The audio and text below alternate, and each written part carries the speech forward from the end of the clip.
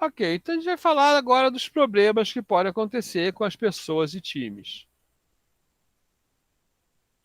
Deve demorar uma meia hora também falando disso e deve acabar a aula no momento bom, né? Então, existem erros clássicos que as pessoas têm. Então, por exemplo, desmotivação.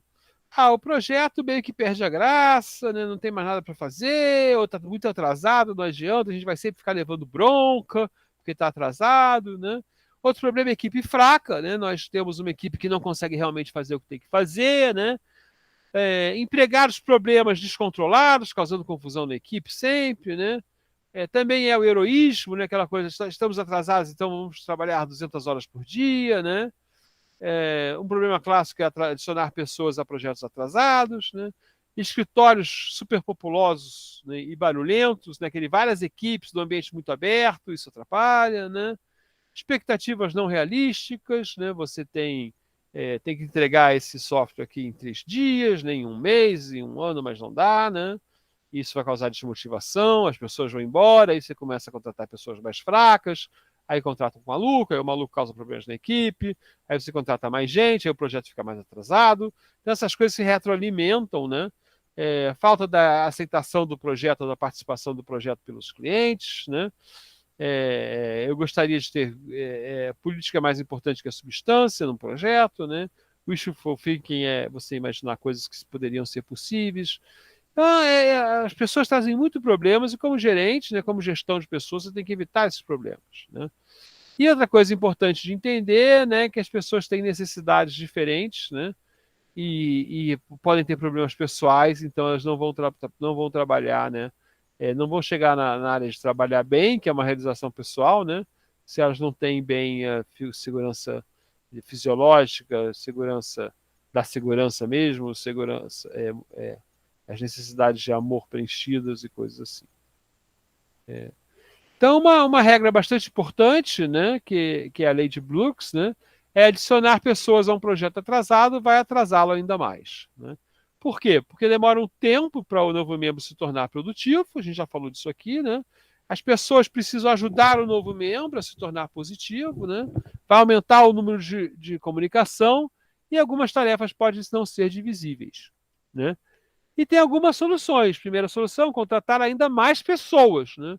De forma a recuperar o tempo perdido quando elas se tornarem produtivas, né? Então, em vez de contratar um, contratar logo 4 para recuperar o atraso que esse um vai trazer para o time, né? Outra é melhorar o time, né? Contratar pessoas top ou até pessoas buscar de volta alguém que já trabalhou do time, né? Para ter menos tempo de integração, né? Contratar pessoas para cobrir as outras atividades, provavelmente o seu equipe de programação pode estar fazendo várias coisas, então você vai tirar tarefas dessas pessoas que estão fazendo outras coisas e botar elas só no, no projeto, né? E já existiram soluções estranhas, do tipo remover pessoas do projeto, né? Porque o projeto está com uma organização de certo tipo, né? Onde tem muita gente, e essas pessoas estão comunicando muito, ou estão dividindo muitas tarefas, né? E deixar apenas os super programadores. Eles não vão ter que explicar nada para ninguém, vão fazer as coisas sozinhos. E eu já vi um projeto ser resolvido assim, né? O prazo era extremamente mínimo. O cara chamou um programador, falou: você vai fazer esse negócio aqui, se vira, né, chama quem você quiser. E o cara chamou mais 2 para ajudar ele, e o projeto, que seria um projeto de 30 pessoas, 20 pessoas, foi feito por 3 pessoas no prazo recorde, né, de uma maneira muito específica também, né? É... O Edward Jordan criou um termo que é o Marcha da Morte, né? É um projeto onde os membros têm a sensação que vai falhar, né? Porque ele necessita de um esforço insustentável, né? Você tem que trabalhar muitas horas por dia, porque ele já está atrasado, e ele vai ficando cada vez mais atrasado, tá? E os superiores, né, os chefes, obrigam as pessoas a continuarem no projeto. E aí uns vão pedindo demissão, né, o pepino vai sobrando, né, vai entrando gente nova e vai ficando mais atrasado, então é uma verdadeira marcha da morte, né? Normalmente o que aconteceu é que a predição foi otimista demais, certo? Ou seja, a gente vai acabar isso em 3 meses, daí está no 6º mês e você não está nem perto de acabar e aquilo vai deprimindo as pessoas, né? Causa um cansaço, né? E tem um feedback positivo na queda de produtividade. Você está produzindo mal, então os resultados do projeto são ruins, aí você fica deprimido, né? Sem motivação, então produz pior, Não, então você trabalha mais, se cansa e passa a produzir menos, né? Lembrando, né, que a semana de trabalho de 40, 44 horas, ou talvez um pouquinho mais em alguns países, 46, 48, né, ela foi inventada para aumentar a produtividade, não para você descansar, né? Então ela foi é, um cálculo, na verdade, não sei se um cálculo baseado na experiência, né? E quanto mais horas as pessoas fazem, mais cansadas elas ficam. E se elas estão cansadas, então elas não vão produzir e tanto, e vão ficar mais cansadas no dia seguinte, né? Outra coisa bastante interessante é o princípio da incompetência, né? O princípio de Peter, né? O princípio da incompetência de Peter, que é o seguinte, né? Você tem um cara aqui, né? Quando o cara entra na empresa, ele é pelo menos parcialmente incompetente, certo? Então ele está lá no nível dele, nível um, né? Ele entra na empresa incompetente. E aí ele vai melhorando, ele fica competente no nível dele e ele é promovido para o nível 2. Quando ele chega no nível 2 lá de promoção, ele é incompetente de novo, porque ele não sabe fazer as coisas aqui, né? Mas ele vai passando o tempo, ele vai ficando competente. Então, delta T aqui. Isso vai acontecendo, vou botar um três pontinhos, até ele chegar num nível N aqui, onde ele é incompetente, certo? Só que aí, ao longo do tempo,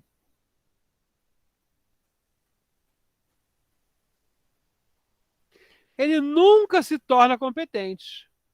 Ele continua incompetente. E continua no nível N, certo? Então, qual é a conclusão que a gente pode tirar aí? A longo prazo, né, uma organização só vai ter pessoas incompetentes nos cargos, certo? Porque ela é sempre promovida até o ponto que ela não pode ser promovida mais porque ela é incompetente, né? Então, como é que eu resolvo isso, né? Aí o Peter tem essa coisa bem teórica, né? Mas você rebaixa a pessoa incompetente para o nível de competência dela, né?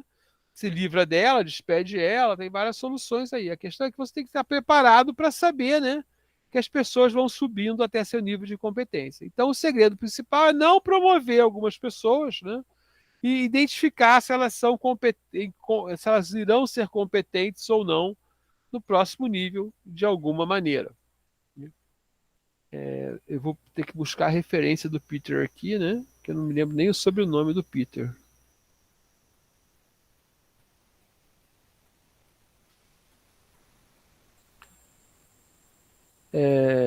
E aí tem outro artigo do Schumacher, né? Que fala, olha, gente, existe um cara na sua equipe, né? Que é o programador de produção líquida negativa, certo? O que é esse cara? É o cara que insere mais problemas no projeto do que o valor que ele usa, que ele gera.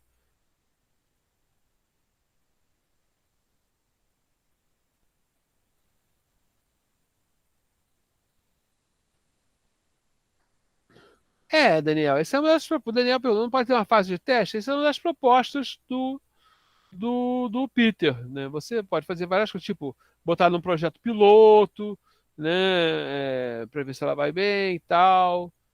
Mas é difícil nas organizações. Tem que pensar muito como vai fazer isso, né? Porque as pessoas não gostam de ser rebaixadas, né? Então, outra maneira é ela substituir alguém, né? Ah, bota ela para substituir o cara ali naquela função. Ver se ela é muito incompetente ou pouco incompetente, né? Quando o cara sai de férias, por exemplo, né? Então, tem algumas soluções que você pode gerar, dar, mas a percepção é essa, né? Que no final você tem que evitar as pessoas que vão ficando incompetentes no cargo por longo prazo. Então, o programador, veja só, uma contratação ela tem um custo, certo? Você tem custo da contratação, propriamente dita, né? O mentoring que a pessoa tem que ter para aprendizado, né? Então, esse cara pode, ele pode trazer mais. é, Eles podem trazer muitos problemas, né? É, ao longo do time. Outro problema, claro, é que se você tem um cara trazendo trabalho negativo para o time, né, ele também vai afetar a moral do time, porque o time vai ter mais problemas, né, e pode afetar até os prazos, certo?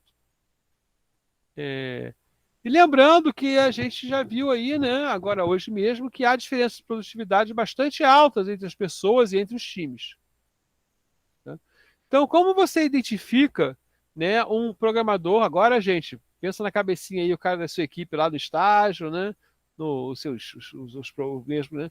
Como você identifica um programador com produtividade líquida negativa, né, NNPP, né? Se queixa sobre tudo, né? Personalidades pessimistas, né? Culpa tudo e todos por sua baixa produtividade, né? Manutenção muito alta, né? Muita pergunta, você tem que gastar muito tempo com ele, né? Faz um monte de erro e repete os erros, né? Repete o tipo de bug, né? Aprende lentamente, né? Mostra um comportamento passivo-agressivo, né? Tem falta de foco, né? São desatentos o tempo todo, né? Usa muito copy-cola ou reinventa a roda, né? Não produz muitos códigos, demora muito entre dois check-ins, né? Vai dizendo sempre que está quase pronto, né? Sempre ultrapassa as próprias estimativas de prazo, né? Alta taxa de defeitos, né? Pega sempre as tarefas mais fáceis, passa adiante as batatas quentes, né? Não usa a maneira que todo mundo programa, né? Convenção de estilo da empresa, né? Faz perguntas bobas, né? Faz perguntas demais, não faz pergunta nenhuma, né? Não é integrado com o time, não adora programar, e uma coisa que eu achei interessante aqui, né? Digita devagar, né? Porque o programador vai aprendendo a digitar, né?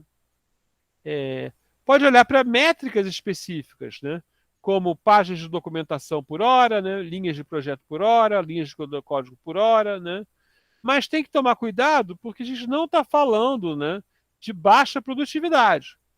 Ok? Uma coisa é a baixa produtividade, a sua equipe vai ter uma variação de produtividade. A gente está falando da produtividade negativa, aquele cara que está realmente atrapalhando o projeto. Né? Maneiras de tratar, né?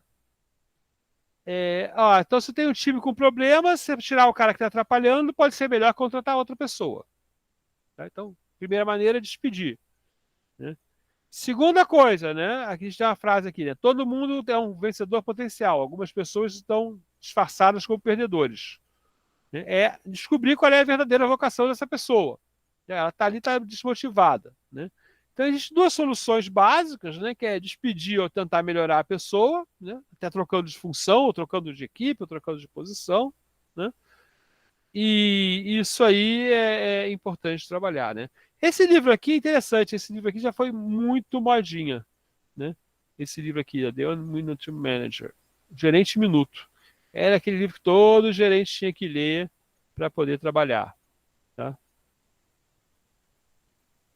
Opção despedir. Né? Melhor que despedir é não contratar um Net Negative Programmer. Então, cara, vamos descobrir, né, quem são logo no processo de contratação, né, de uma maneira proativa. Né? Então, ver como ele fala do emprego anterior, por exemplo, né? Ver como ele reage às provas que você vai dar, né? Porque, inclusive, despedir custa caro. Né? E outra coisa importante é perceber que o mau funcionário, ele cria mau funcionário, né? Porque o outro vê, pô, aquele cara não faz nada, fica desmotivado e passa a não fazer nada também. Né? E quanto mais poder ele tiver, para a posição mais importante que você contratar, pior para o projeto. Né? Como melhorar o NNPP? Bom, você pode fazer um mentoring, né? Um aconselhamento, né? Ouvir pacientemente tudo que ele fala, né? Isso é importante, né? Deixar ele acabar de falar para fazer a crítica ou o conselho, né?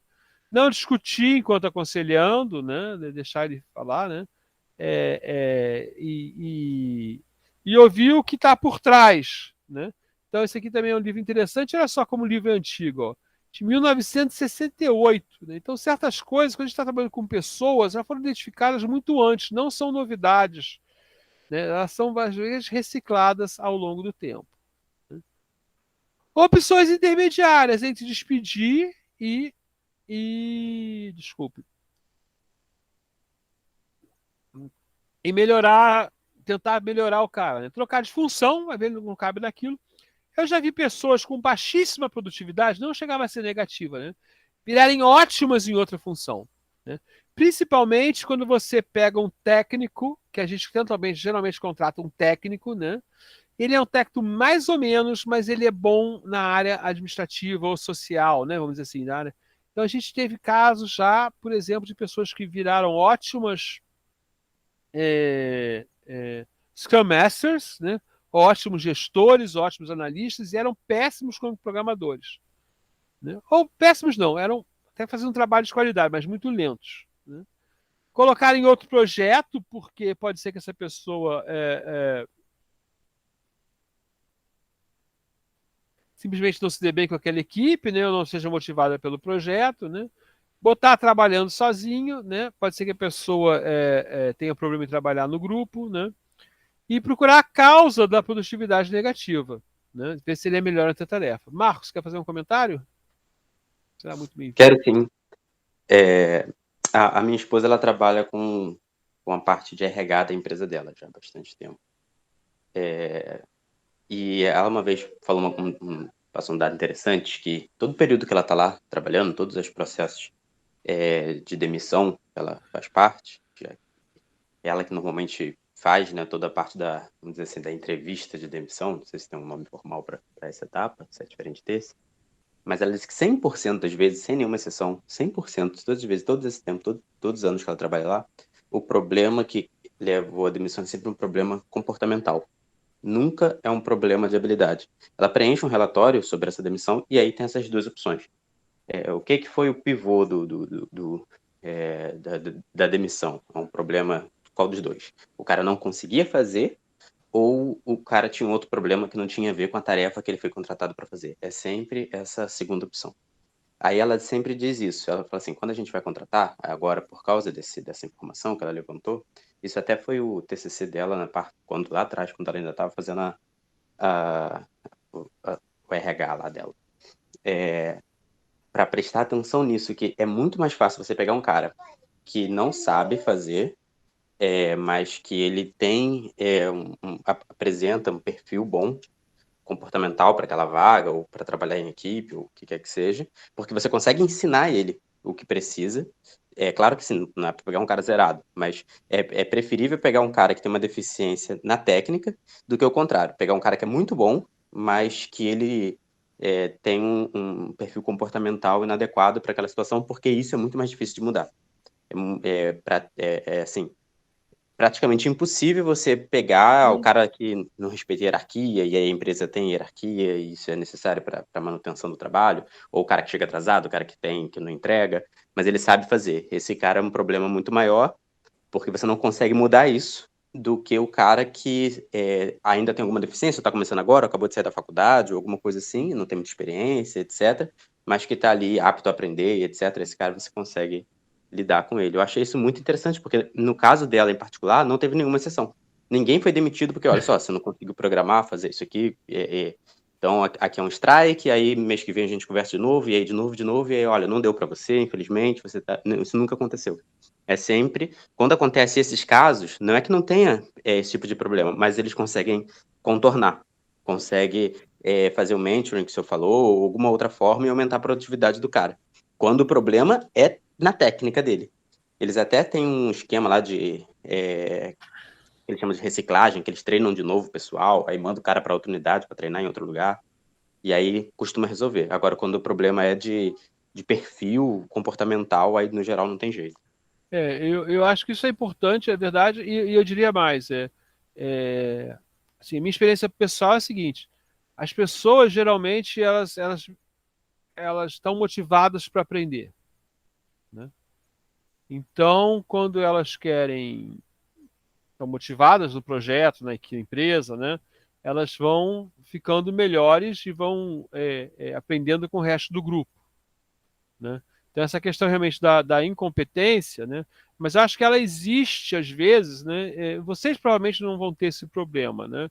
Mas às vezes a incompetência é muito grande por causa da base, né? Não sei se talvez fosse de despedir, porque você acaba botando um cara para fazer tarefas mais fáceis e acaba não despedindo, né? Por causa desse problema, despedir dói para quem despede, tá? E você tem tarefas mais simples do que outras que você precisa fazer, né? E as pessoas vão aprender, como não tem base, elas demoram muito mais para aprender, né? Mas também vão aprendendo, né? Então isso aí você vai resolvendo, né? Então eu já tive equipes assim com programadores fantásticos, né? Devo dizer que todos da UFRJ, né? E com programadores meio mais ou menos, né? Alguns da UFRJ e alguns de fora, né? E o mais importante não era isso, mas a atitude deles em relação ao aprendizado, né? Então, cara, assim, muitas dificuldades, mas ele era super motivado para aprender, né? E então ele estava lá bem. E às vezes a pessoa menos motivada e começa a ser um incômodo, né? Então esse é outro ponto, né? O segundo outro ponto que eu gostaria de constar como história aqui, inclusive, é que nós temos uns psicopatas mesmo, né? Então, essas pessoas, elas. Aqui no, a gente tem casos, por exemplo, na própria universidade, de pessoas concursadas, né? Que se comportam super bem na fase do estágio, né? O funcionário público tem três, agora são três, eram quatro, mas agora acho que são três, né? São 3 anos que chamam, acho que chamava de estágio. Sei que ele pode ser despedido, ele é avaliado e pode ser despedido. E as pessoas se contratam super bem, e no dia que elas atingem a estabilidade, né, elas se transformam em pirados, né? Aí que passam a questionar a autoridade, né, não querem fazer nada. É, isso aí é muito estranho, né? Mas existe realmente, existe na empresa privada é mais difícil, talvez, porque a pessoa pode ser despedida a qualquer momento, né? Mas ela vai ganhando poder, né? E chega num certo ponto que ela fica ruim. E para mim é o grande problema, né? Na empresa privada é o psicopata também, porque ele age por baixo dos panos, né? E fica criando problemas com as outras pessoas, né? Então as pessoas produzem menos ou ficam descontentes, né? E eu acho que o principal motivo para você despedir uma pessoa é ela deixar os restos das pessoas, né? O resto da empresa, da organização, descontente com ela, né? Como pessoa, né? Porque, assim, se você não sabe, as pessoas querem te ensinar, né? O problema são as pessoas que são difíceis de tratar. Então, acho que eu acredito muito aí. O problema principal de despedir é o comportamento, né? E agora, olha só, a gente já contratei pessoas tímidas, né? E a gente consegue até fazer o tímido ficar menos tímido, né? Tímidos em excesso, assim, né? Mas você não consegue. E você consegue trabalhar com pessoas com problemas sociais mesmo, que não conseguem compartilhar coisas, né?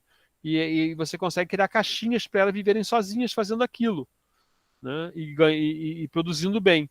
Mas é difícil trabalhar com um cara que causa confusão com o grupo. Esse aí você acaba despedindo mesmo.